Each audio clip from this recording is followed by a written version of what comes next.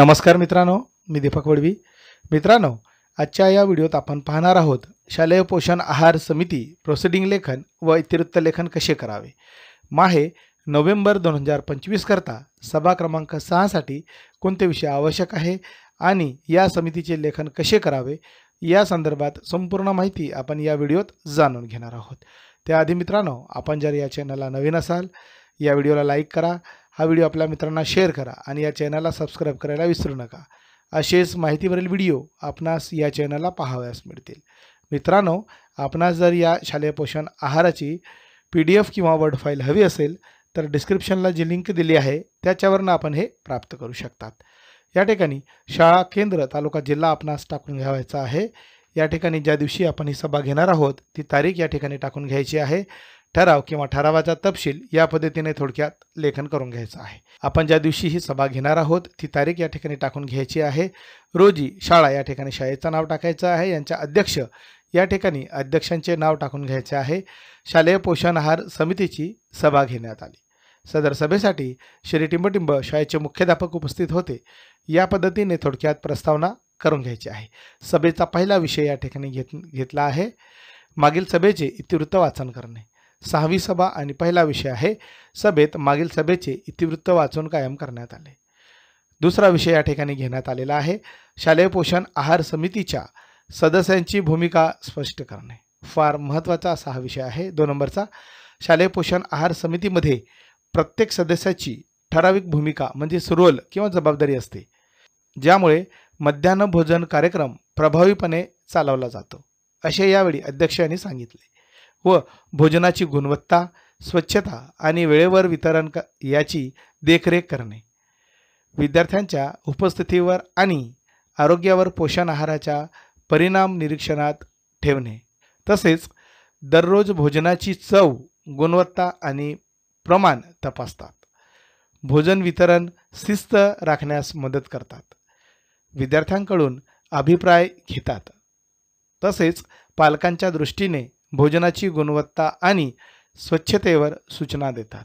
विद्यार्थ्यांकडून मिळालेला प्रत्यक्ष अनुभव समितीपर्यंत पोहोचवणे, अन्नधान्याचा पुरवठा आणि साठवण याबाबत सहाय्य करतात. प्रत्येक सदस्याने आपली भूमिका जबाबदारी पार पाडल्यास विद्यार्थ्यांना पौष्टिक तसेच सुरक्षित आणि चविष्ट भोजन मिळून त्यांच्या आरोग्यात व शैक्षणिक प्रगतीत सकारात्मक बदल होतो असे सर्वानुमते ठरवून हा ठराव मंजूर करण्यात आलेला आहे. या ठिकाणी सूचक अनुमोदक आपणास टाकून घ्यावायचा आहे. सभेचा पुढचा विषय आहे विषय क्रमांक 3, पोषण आहार शिजवणाऱ्या स्वयंपाकी यांना मार्गदर्शन करणे. पोषण आहार शिजवणाऱ्या स्वयंपाकींना मार्गदर्शन करणे हे शालेय पोषण आहार समितीचे अत्यंत महत्त्वाचे कार्य आहे. कारण अन्नाची गुणवत्ता, स्वच्छता आणि विद्यार्थ्यांचे आरोग्य हे थेट त्यांच्या कामावर अवलंबून असते. आजच्या बैठकीत समितीमार्फत मार्गदर्शन करण्यात आले. यामध्ये स्वयंपाक करण्यापूर्वी हात साबणाने स्वच्छ धुवावेत, तसेच स्वच्छ कपडे वापरावी, नखे कापलेले असावीत आणि कोणत्याही जखमेवर पट्टी बांधावी. स्वयंपाकघर, भांडी आणि स्वच्छ पाणी यांची स्वच्छता राखावी. स्वच्छ पिण्याचे पाणीच वापरावे. धान्य, डाळी, तेल इत्यादी कोरड्या व हवेशीर ठिकाणी ठेवावेत. उंदीर, किडे किंवा ओलावा यापासून साठा सुरक्षित ठेवावा. धान्य वापरण्यापूर्वी ते स्वच्छ धुवून तपासावे. अन्न पूर्णपणे शिजले आहे याची खात्री करावी. अन्न वेळेवर तयार ठेवावे जेणेकरून विद्यार्थ्यांना ताजे भोजन मिळेल. कुठल्याही तक्रारी असल्यास तत्काळ मुख्याध्यापकांना कळवावे. विद्यार्थ्यांशी नम्रतेने वागावे. पोषण आहार हा फक्त अन्न नसून विद्यार्थ्यांच्या आरोग्याचा पाया आहे. त्यामुळे स्वयंपाकी यांनी जबाबदारी, स्वच्छता आणि प्रेमाने अन्न तयार करावे. याबाबत सविस्तर मार्गदर्शन आजच्या बैठकीत करण्यात आले व तसा ठराव हा मंजूर करण्यात आलेला आहे. या ठिकाणी सूचक अनुमोदक आपणास टाकून घ्यावायचा आहे. पुढील विषय आहे विषय क्रमांक 4, अन्नाची चव, पोषण मूल्य आणि स्वच्छता तपासणे. अन्नाची चव, पोषण मूल्य आणि स्वच्छता तपासणे हे शालेय पोषण आहार समितीचे एक अत्यंत महत्त्वाचे कार्य आहे. यामुळे विद्यार्थ्यांना मिळणारे भोजन पौष्टिक, सुरक्षित आणि चवदार असल्याची खात्री होते. दररोज भोजन विद्यार्थ्यांना देण्यापूर्वी शिक्षक किंवा समिती सदस्यांनी आधी चाखून पाहावे. चव योग्य आहे का? अति तिखट, गोड, खारट नाही ना हे तपासावे. दररोजचा मेनू हा शासन परिपत्रकानुसार असावा. स्वयंपाकघर स्वच्छ, हवेशीर व धूळमुक्त असावे. अन्न शिजवताना आणि देताना वापरली जाणारी भांडी स्वच्छ आहेत का याची खात्री करावी.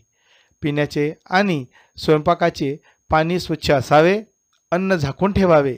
माशा व धूळ यापासून संरक्षण करावे. अन्नाची चव, पोषणमूल्य आणि स्वच्छता योग्य ठेवली तर विद्यार्थ्यांचे आरोग्य सुधारते, उपस्थिती वाढते आणि शिक्षणात याची रुची वाढते. याबाबत सविस्तर मार्गदर्शन आजच्या बैठकीत करण्यात आले व तसा ठराव हा मंजूर करण्यात आलेला आहे. या ठिकाणी सूचक अनुमोदक आपणास टाकून घ्यावायचा आहे. पुढील विषय आहे विषय क्रमांक 5, स्वयंपाकघरातील स्वच्छता व सुरक्षितता तपासणे. स्वयंपाकघरातील स्वच्छता व सुरक्षितता तपासणे हे शालेय पोषण आहार समितीचे एक महत्त्वाचे काम आहे. कारण शाळेत शिजवलेले अन्न थेट विद्यार्थ्यांच्या आरोग्यावर परिणाम करते, असे यावेळी अध्यक्ष यांनी सांगितले. व स्वयंपाकघर दररोज वापरानंतर झाडून धुवून स्वच्छ ठेवावे. स्वयंपाकघरात धूळ, जाळे, माशा किंवा कीटक नसावेत. अन्नधान्याचे कंटेनर किंवा डबे स्वच्छ आणि झाकलेले असावेत. पाणी साठवण टाक्या आणि भांडी स्वच्छ धुवून झाकून ठेवावी. पाणी साठवण टाक्या आणि भांडी स्वच्छ धुवून झाकून ठेवावी. स्वच्छतेसाठी साबण, झाडू, फिनाईल, डिटर्जंट यांचा वापर नियमित करावा. स्वयंपाकासाठी वापरलेले गॅस सिलेंडर आणि चुली योग्य स्थितीत असाव्यात. गॅस पाईपलाईन लिकेज तपासणी नियमित करावी. स्वयंपाकघरात अग्निशमन साधन ठेवावे व वापराची माहिती स्वयंपाकींना द्यावी. तसेच स्वयंपाकघरात पाणी सांडलेले नसावे. घसरून अपघात होऊ नये. दर आठवड्याला किंवा पंधरवड्याला समितीने स्वयंपाकघर तपासावे. स्वयंपाकघरातील स्वच्छता आणि सुरक्षितता राखल्यास विद्यार्थ्यांना सुरक्षित, स्वच्छ आणि पौष्टिक अन्न मिळते. तसेच शाळेत आरोग्यदायी वातावरण निर्माण होते. याबाबत सविस्तर मार्गदर्शन आजच्या बैठकीत करण्यात आले व तसा ठराव हा मंजूर करण्यात आलेला आहे. या ठिकाणी सूचक अनुमोदक आपणास टाकून घ्यावायचा आहे. पुढील विषय आहे ऐनवेळेस उपस्थित होणारे विषय.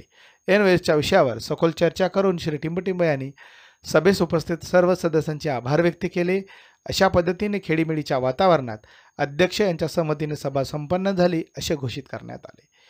या पद्धतीने माहे नोव्हेंबरकरता शालेय पोषण आहार समितीचे लेखन करण्याचा प्रयत्न केलेला आहे. आपणास व्हिडिओ आवडला असेल लाईक करा, शेअर करा आणि सबस्क्राईब करायला विसरू नका. धन्यवाद.